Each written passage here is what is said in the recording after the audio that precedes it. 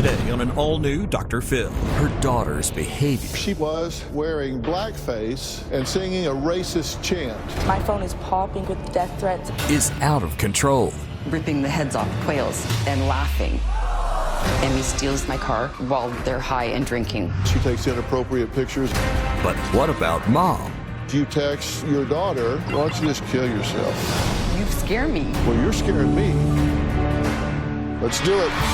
Have a good show, everybody. Here we go. This is a safe place to talk about hard things. Stand by. We'll count you down. Today's going to be a changing day in your life. 5, 4. I am not giving up on you.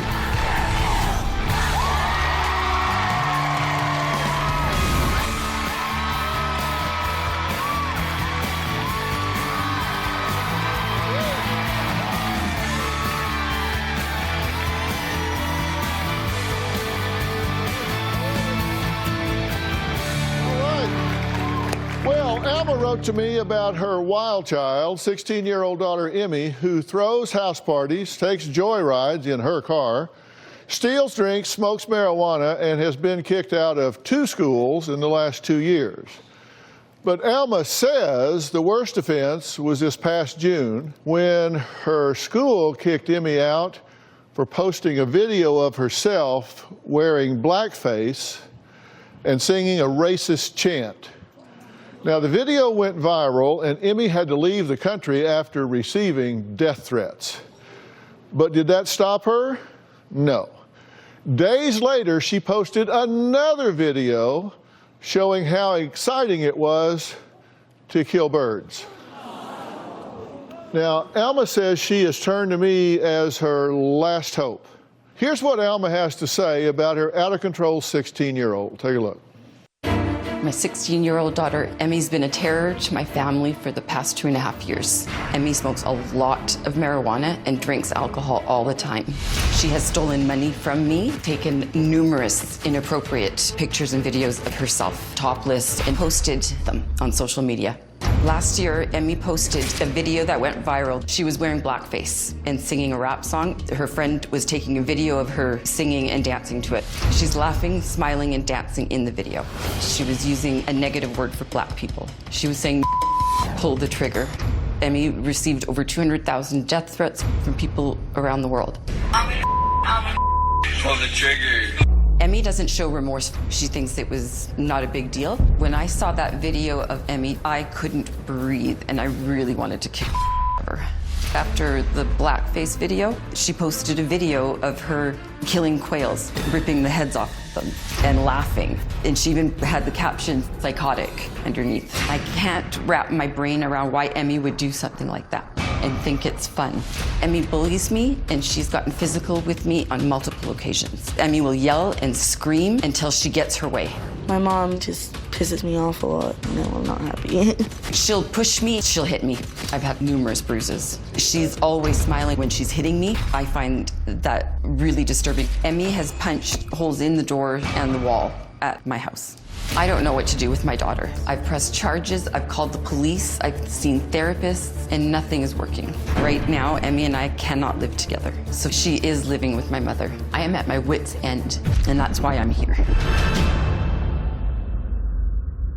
Okay, Alma, you're concerned. I'm extremely concerned. And you're concerned this is going where from here? I'm afraid she's gonna really hurt herself. Someone's gonna hurt her, she's gonna end up dead.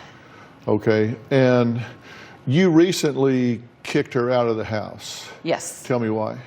My boyfriend and I, we both asked her to leave because she threw another party while we were away on vacation in Mexico on New Year's, and she was told not to have anybody over, and pretty much the second day we left, she had a party. I have to ask you, if she has been showing such erratic, self-destructive, unpredictable, irresponsible behavior, why are you leaving town and leaving her unsupervised? I shouldn't have. I should have stayed home. A lot of people were telling me, it's okay, we'll watch her, we'll take care of her.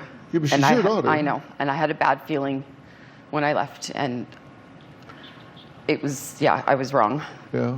Well, you left twice. I did. I left twice. The first time that was the first party, and the second one is where I shouldn't have left. I made a list of some of the thoughts on your parenting of Emmy. You avoid her. Yes. I mean, that's one of your parenting strategies is to avoid her. You're scared. You stay in your room.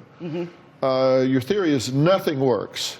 So basically, you've said, I've done what can be done, and this just doesn't work. You feel guilty. You won't punish her.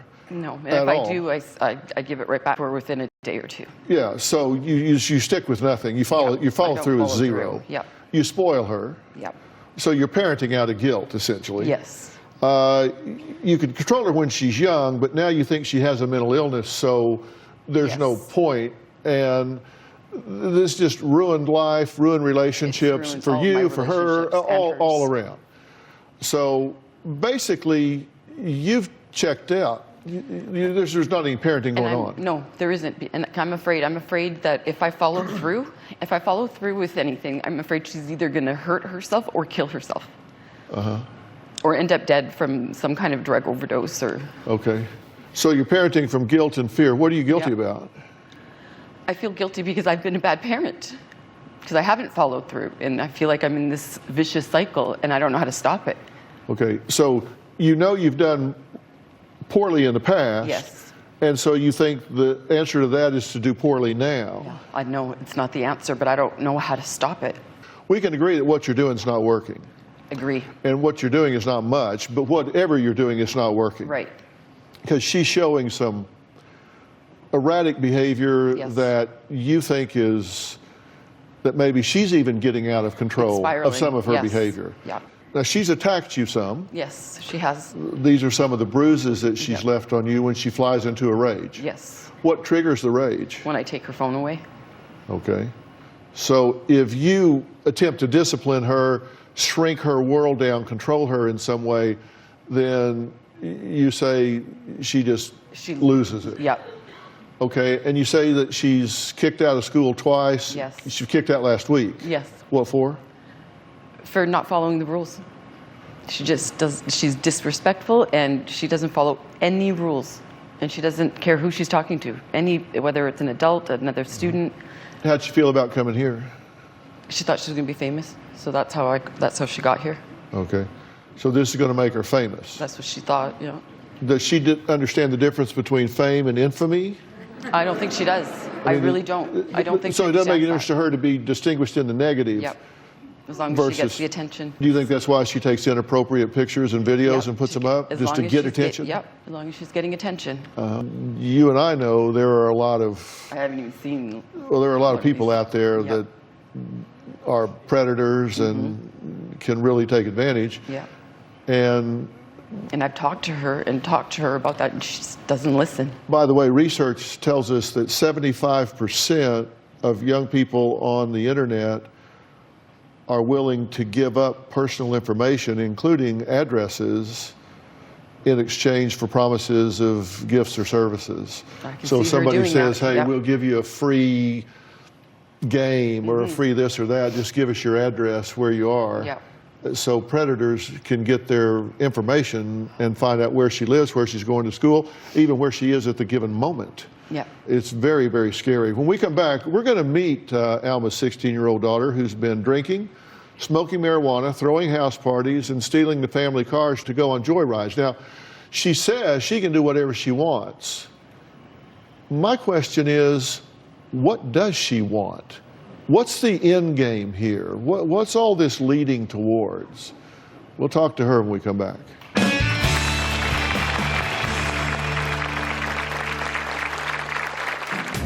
I do enjoy smoking weed and drinking whiskey, vodka, tequila, really anything.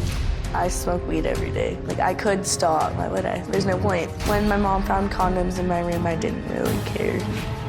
What's the big deal? I'm gonna do what I wanna do, like, even if my mom says I can't. And later...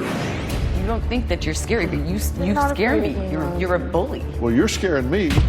Am I missing something here? I'm afraid of her. Well, this blackface trend on social media has made headlines recently and has had serious consequences for those involved. Now, Alma's daughter, Emmy, knows something about that after she posted a video that went viral. and she had to leave school and the country, because we're talking about death threats, and I don't mean just a few. But she still says, it's just a joke. This was a big overreaction. Take a look. I'm a troublemaker. Me and my mom have not been getting along. I'm kind of sick of her. She's really naggy and really emotional, and it's so annoying. She'll like tell me to be home at like 10:30 or something. I'll be home at like 1 or something. So I'll still come home, but not on time. I've stolen a lot of the liquor from her boyfriend's house. I do enjoy smoking weed and drinking whiskey, vodka, tequila, really anything. I smoke weed every day. Like, I could stop, why would I? There's no point. I am sexually active. When my mom found condoms in my room, I didn't really care. What's the big deal? I have given my mother bruises and drawn blood. I'm definitely more aggressive in the fights. I'd be like, excuse me? Like, do you want to say that again?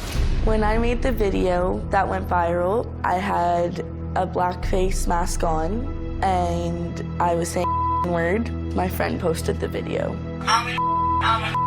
I was getting death threats all the time. People were showing up at my school, like looking for me. My address was posted online, like everybody was out to get me. My mom has blown the situation and my behavior out of proportion 100%. I'm gonna do what I wanna do, like even if my mom says I can't. My mom just needs to back off.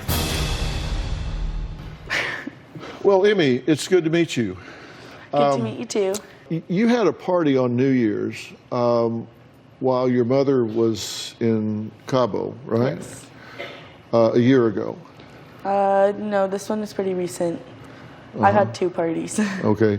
So this was New Year's of 18? Yes. Okay. And how many people were there? 15, 20 people? At the house? Yes. Uh-huh. It wasn't really that big. Yeah. And were you supposed to have the party? I did get permission for it, but From who?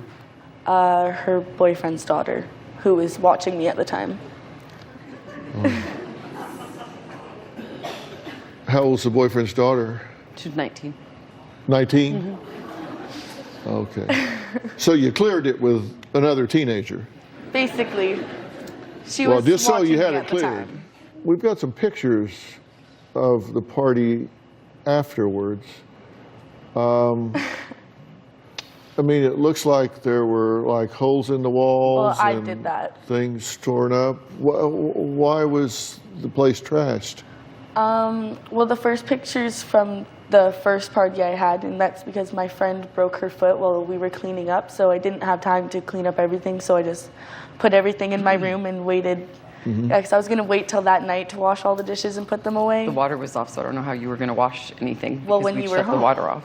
Exactly, that's why. Why was the water off? Because when we left for the week, no one was supposed to be in the house at all.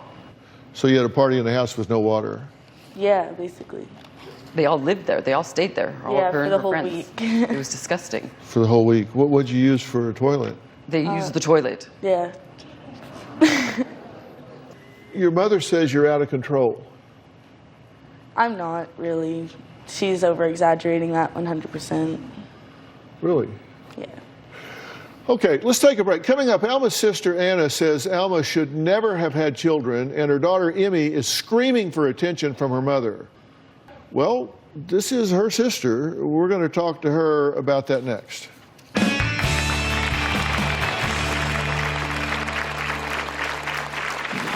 Alma isn't the best mother. She shouldn't have had children. Anytime Alma gets into any relationships with men, she tends to ignore her children and focus on her boyfriend at the time. After Alma found out that Emmy had had a house party, Alma sent a text message to Emmy saying, "You might as well kill yourself because I'm going to do the same thing."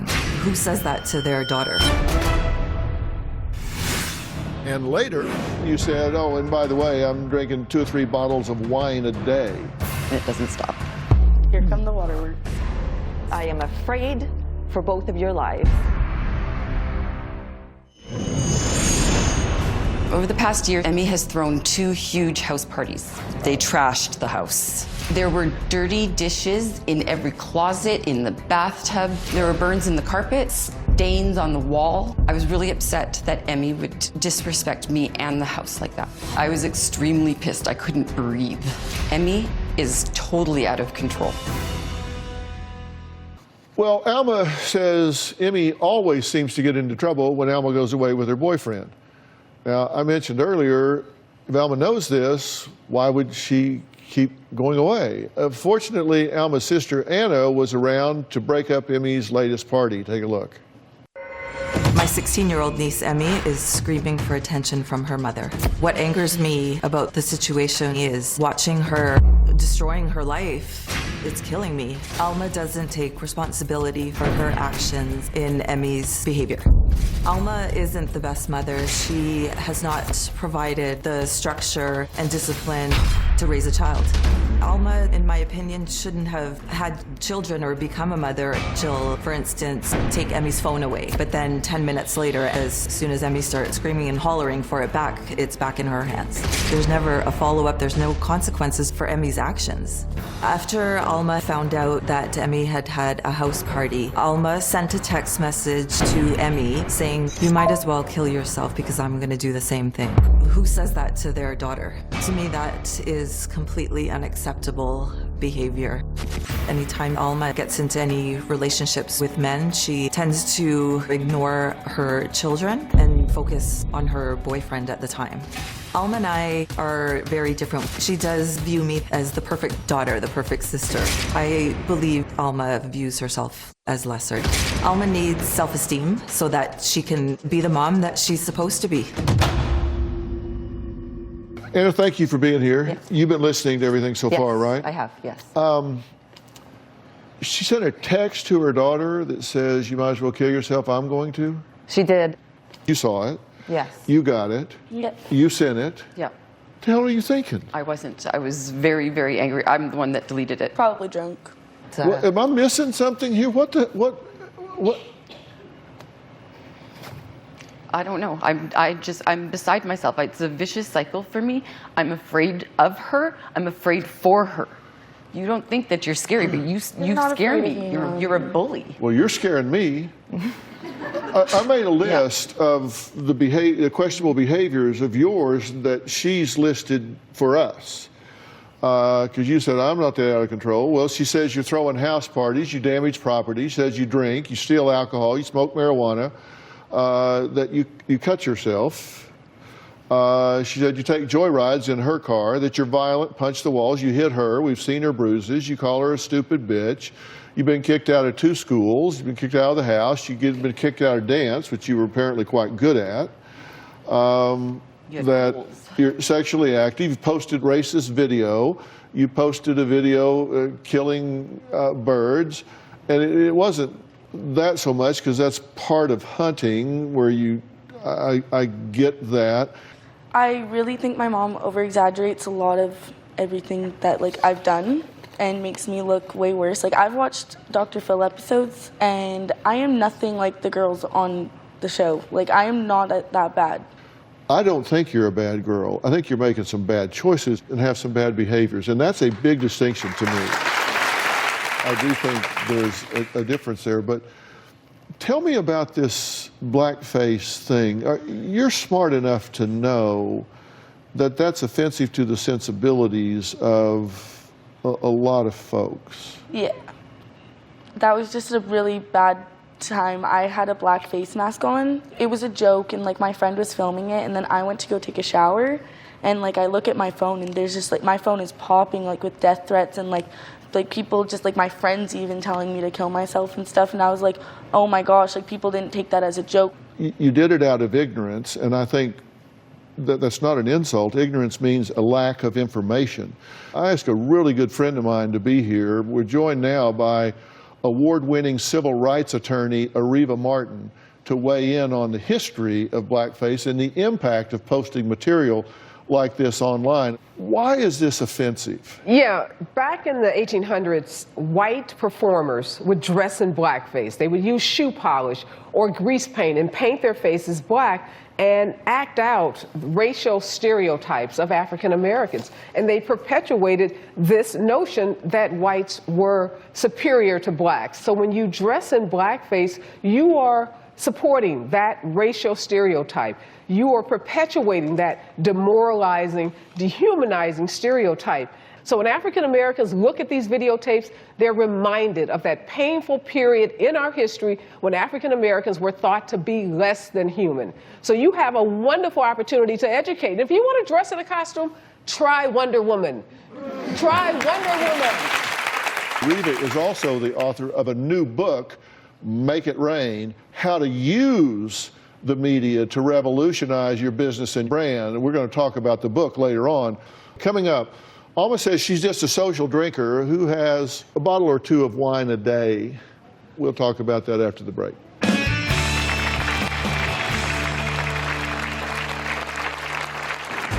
Emmy has been using marijuana on a daily basis. Emmy has a bong in her room. I haven't taken her bong away from her because I'm scared that she's going to want to fight me. I think that's horrible parenting, but I don't know how to change it because I'm afraid of my daughter. Closed captioning provided by Emmy and her friend have taken my car for joyrides while they're high and drinking.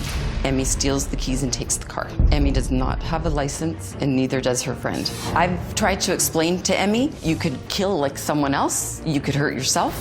Emmy never worries about the consequences. She thinks nothing will happen to her. Well, Anna, Alma's sister, says the real problem with Emmy is that Mom here is a functional alcoholic and Emmy's rebellious ways are just her screaming for attention. Let's take a look at what Anna has to say. Alma would rather be with her glass of wine than her daughter. My mom drinks about 2-3 bottles of wine a night. I used to be a social drinker, now I drink every day. My mom is 100% a hypocrite for saying stuff about my drinking. Sometimes I black out from being drunk, I don't remember. Right now I don't consider myself an alcoholic, I just drink to numb myself. She's a functioning alcoholic. I don't think she does things with a clear mind. How can you raise a child when you're not clear in your own mind? I think that I could stop if I was happy. That's a joke. You just gave a really good definition of alcoholism. Yeah. I drink to numb myself. I'm self-medicating for stress. I do. And by the way, I black out. I'm an alcoholic. You think? I am. I mean, you are, and you said, oh, and by the way, I'm drinking 2 or 3 bottles of wine a day.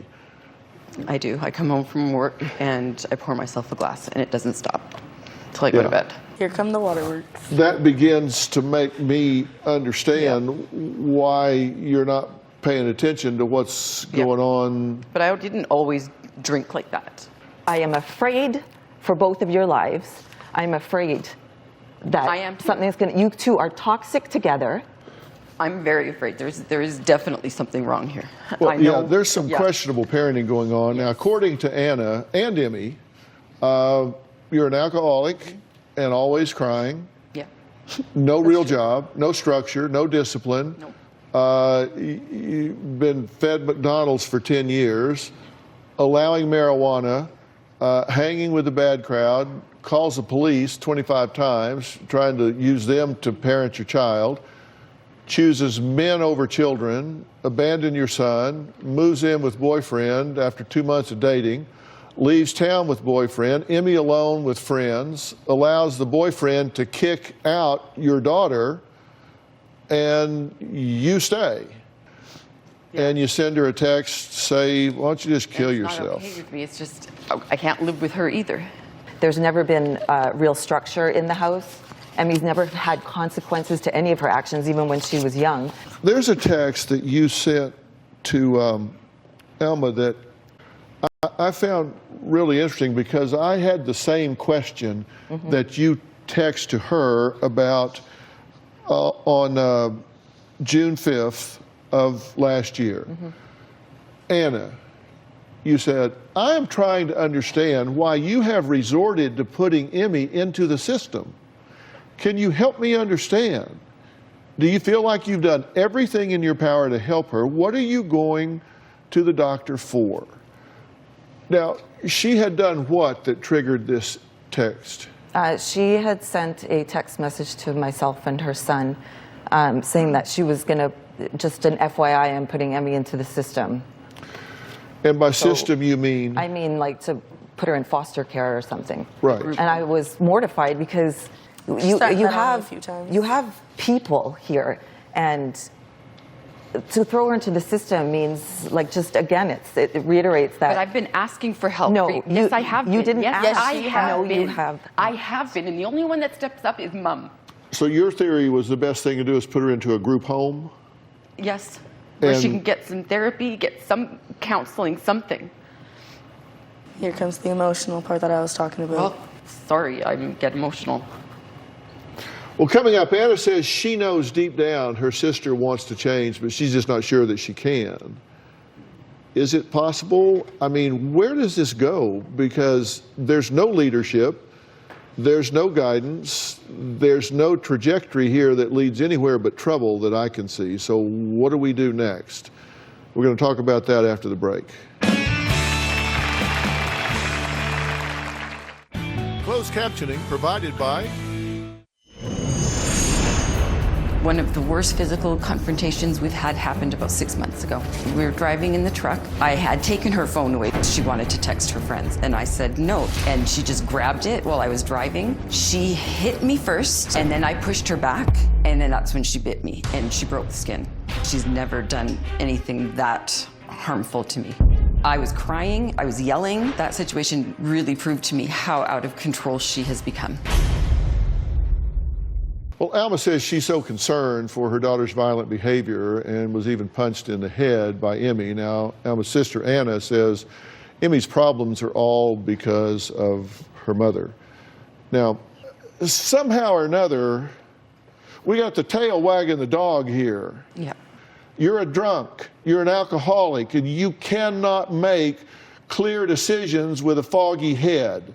So we're going to have to start hitting the reset button on things around here.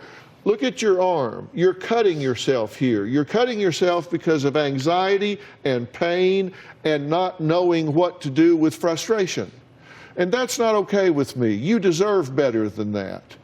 The first thing you need to do is get yourself clean and sober. Okay. We're joined here by Deanna Jordan, the clinical director of New Method Wellness, as well as Brooke McKenzie, and Nick is here also, from New Method's Clinical Outreach Department.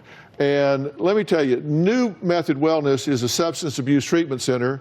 They're located in an oceanfront San Juan Capistrano community that is just absolutely stunning. And these guys provide an array of treatment programs, and they cater to each client's needs. This isn't a one-size-fits-all. It's a dual diagnosis program because they understand that if you just treat the addiction or the alcoholism and you don't treat the comorbid psychological disorders of depression and things that go along with it, then that's just going to re-trigger the alcoholism when you get back out, that you have to treat the entire individual at the time. And that's what needs to happen here. So, Deanna, this to me looks like a perfect fit for you guys. Do you agree? I totally agree. You know, you don't have to live like this anymore. We could teach you a way to change your whole life and be a more higher functioning, better mother. I mean, you deserve to be a sober mom, and she deserves to have a sober mom. Okay. We're going to bring back your self-esteem. It's going to be a lot of work. It's a big commitment, but I know you can do it, and I certainly know you deserve it. Thank you. Well, I'm going to tell you what I think Emmy deserves while you're doing that. There's a place that I have a lot of confidence in called Wingate Wilderness Therapy, and it is one of the best wilderness programs in the entire country, and it is for struggling teens and young adults. And Shane Gallagher is here, and Shane is the executive director of Wingate Wilderness. And Shane, thank you for being here, by the way. I think this is a really good kid. I really do. But I think she has never had the kind of structure, the kind of focus, the kind of guidance and leadership that she needs. And you can help her, can you not? Yes, Emmy, this is a very centering type program. It's a very healing type program. It's not a punishment at all. There's actually a group of girls out there your age right now, and they tend to be very anxious and happy for another member to be coming in and spending time with them out in the wilderness. It can be very fun. It can also be very challenging, and what I mean by that is there's a character and a foundation and things, stabilizing things for you to learn that could last the rest of your life. And this is the sort of program that will establish that for you. Will you do that? Yeah. All right, fair enough. All right. I want to thank this family for sharing their story. I'm going to let you guys head backstage now with your resource teams. Thank you so Coming up, what I think is some invaluable advice about the power of getting your message right on social media. Not wrong, but right. You don't want to miss this. We'll be right back.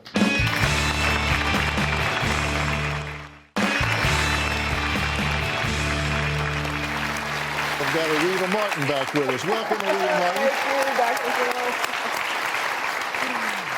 Ariva is a civil rights attorney. She's a commentator. She is now author of a new book, and the new book is Make It Rain: How to Use the Media to Revolutionize Your Business and Brand. Now, she has great advice on how to make your online presence reflect your personal voice. And I'm going to talk to you in a second, but I'm going to do a shameless plug for Ariva. She knows I love her, and I love her mentality and the way that she approaches things.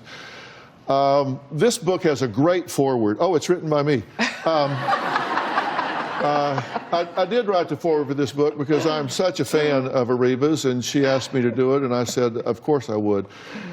This is a must-read, and not just if you're in the business of media. If you touch your computer, if you are in social media, if you have a digital footprint, you need to read this book, and you need to read it right now. And I think this is a book that's written for everybody that has a digital footprint. And if you're somebody like yourself that really gets out there into the media, then it's an absolute manual for success. But if you're an individual that has a digital footprint, this is a must. And you're just really passionate about women finding their voice, and this is just another way to do it. Why did you write this now?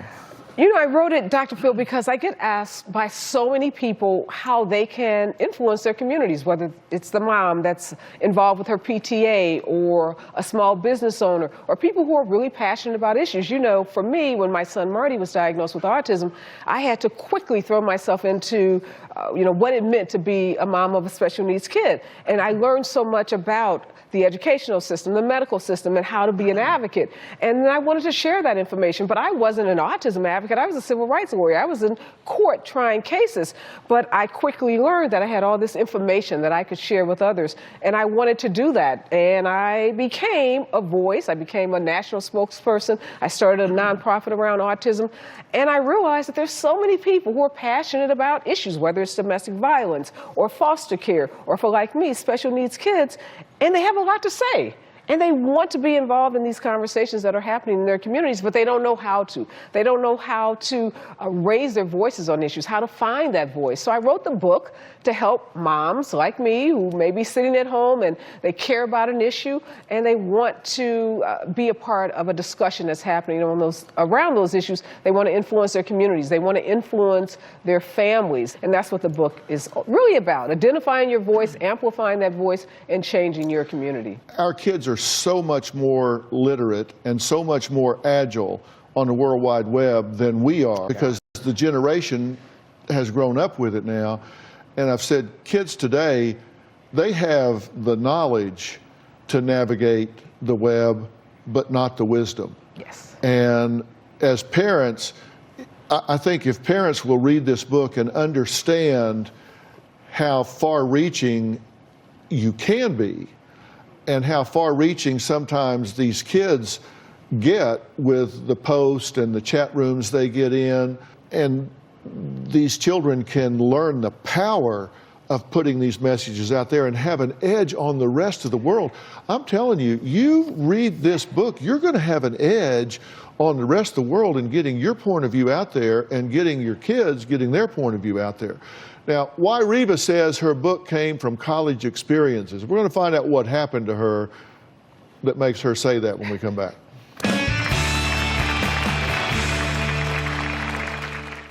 Well, I'm back with Reba Martin. She is a graduate of Harvard Law School, and she has written a new book called Make It Rain.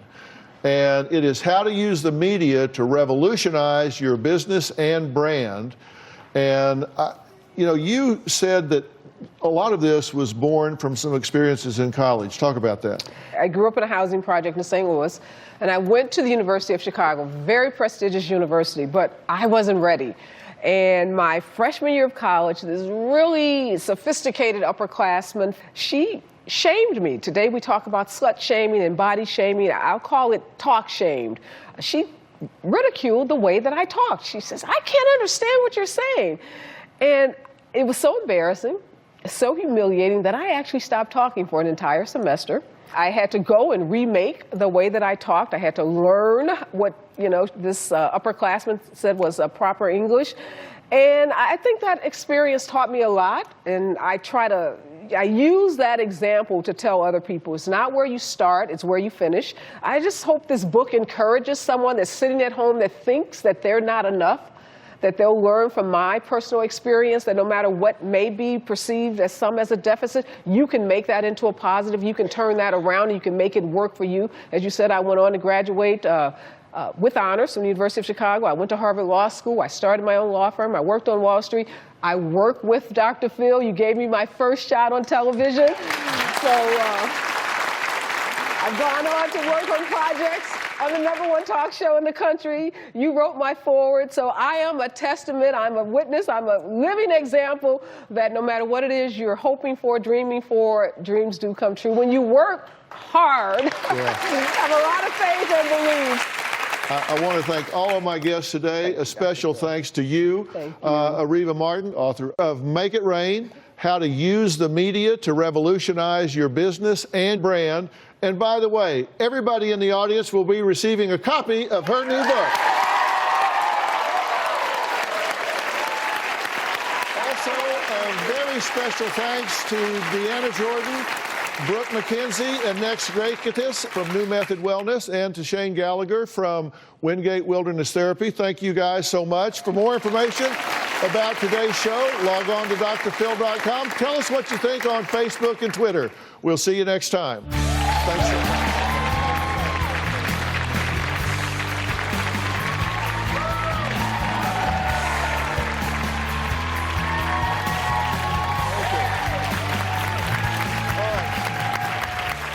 We have spent a lot of years here at Dr. Phil, and we always have a great time doing it. You guys in the audience have a lot of fun, right? In fact, there are some days that we actually have perks for the audience, like today. Robin has not one, not two, but 3 gifts for the audience. That's right. Can you believe I've been sitting in this very chair for 16 years? And one of my favorite things has become giving the audience special gifts like my daytime complexion revitalizing regimen. First, my gentle cleanser, Foaming Joy. It removes all traces of dirt and makeup. I love it. Next, my Face It, You Look Amazing Revitalizing Serum. It is packed with peptides and improves the appearance of fine lines and wrinkles. And finally, hydrated skin equals youth. Moisturizer that instantly hydrates tired, dull skin. Trust me, she uses all of this stuff on me. Oh, yes. My bald head is the test lab for all of this stuff, so it works. Perfect. So audience, how's that for a perk? You're all going home with all of that. And you at home can get the daytime complexion revitalizing regimen at robinmcgrawrevelation.com. Now, if you're in the Los Angeles area, come join us here in the audience. For free tickets, go to drphil.com. We'll see you next time.